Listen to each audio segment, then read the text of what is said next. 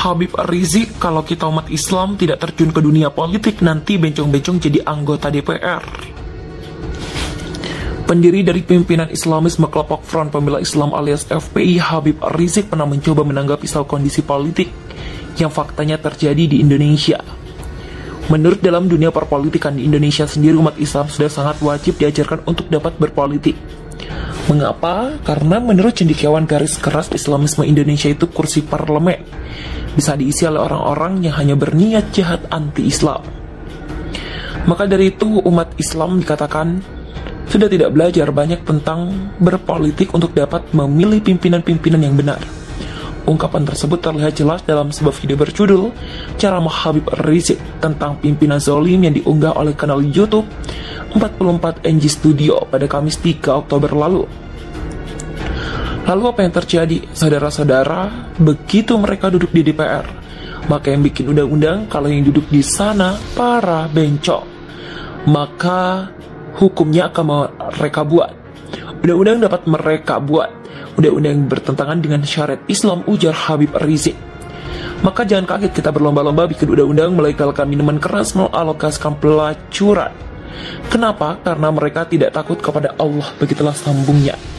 Lebih lanjut, peraturan tersebut sudah disahkan, maka seluruh umat Islam sudah pasti harus mematuhinya. Apabila melanggar atau tidak mematuhi peraturan tersebut, maka ada peluang untuk akhirnya ditangkap oleh pihak berwajib karena dianggap telah melanggar konstitusi. Salah satu contoh yang disebutkan oleh HRS yakni umat Islam di Indonesia sebagai mayoritas tidak mampu memasukkan A1 pasal ke dalam Undang-Undang Dasar atau Undang-Undang 1945 lewat amandemen. Jangan kaget, elektabilitas Rizik Syihab lebih moncer dari Puan Mahkota, PDIP.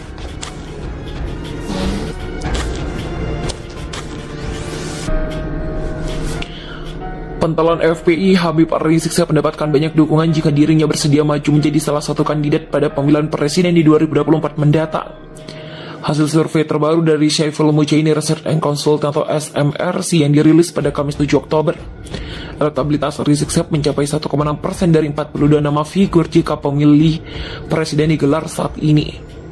Menariknya, elektabilitas Rizik Syihab ternyata jauh lebih moncer ketimbang politisi PDIP Perjuangan Puan Maharani yang belakangan sudah menyebar baliho di sejumlah daerah di Indonesia.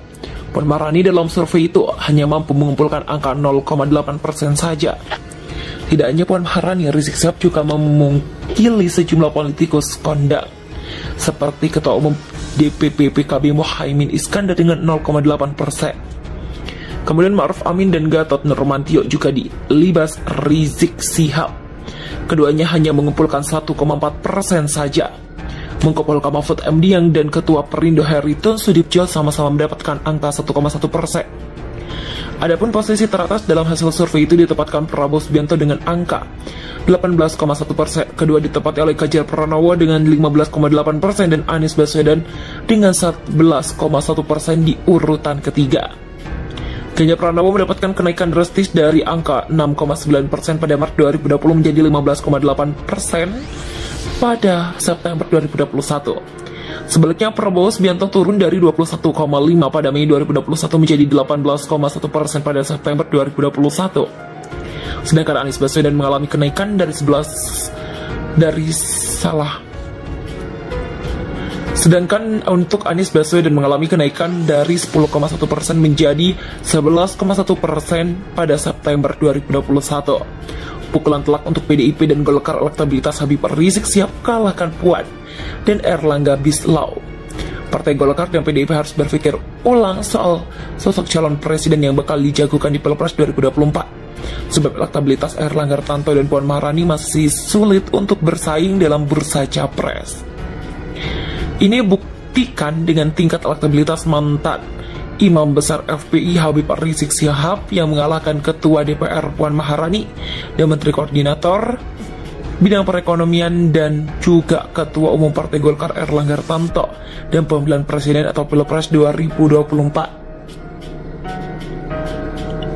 Hal tersebut diketahui dari hasil survei Syaiful Mujani Research and Consulting atau SMRC yang berlangsung pada 15-21 September 2021. Temuan ini berdasarkan format pertanyaan semi terbuka dengan daftar 42 nama.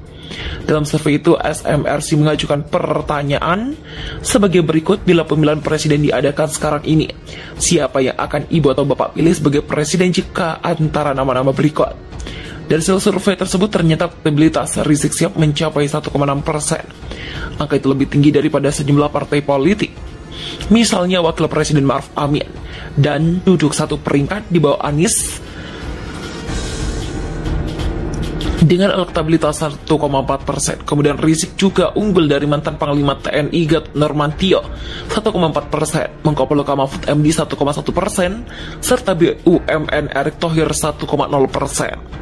Bahkan tingkat elektabilitas Rizik 2 kali lipat dari Puan Maharani, hanya 0,8%, sementara tingkat elektabilitas Erlangga Hartarto hanya 3,%. Namun begitu juga tingkat elektabilitas Rizik masih kalah dari nama-nama yang lebih populer.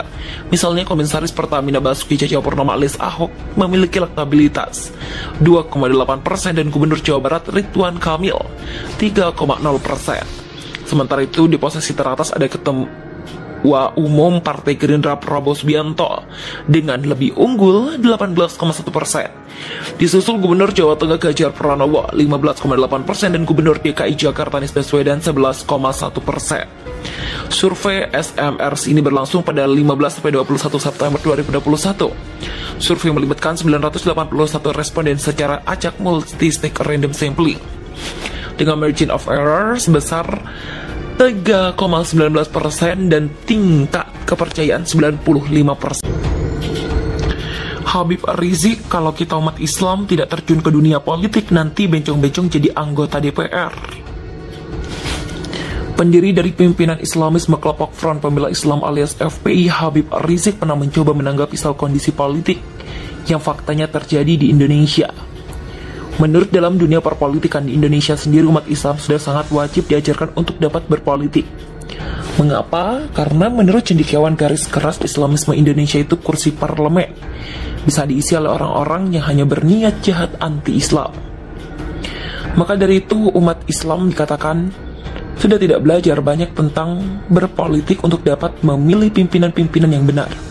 Ungkapan tersebut terlihat jelas dalam sebuah video berjudul Ceramah Habib Rizik tentang pimpinan zalim yang diunggah oleh kanal YouTube 44 NG Studio pada Kamis 3 Oktober lalu.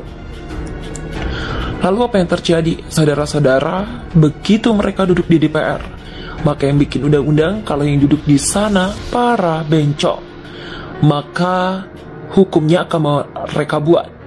Undang-undang dapat mereka buat. Undang-undang yang bertentangan dengan syariat Islam, ujar Habib Rizik. Maka jangan kaget kita berlomba-lomba bikin undang-undang melegalkan minuman keras, mengalokasikan pelacuran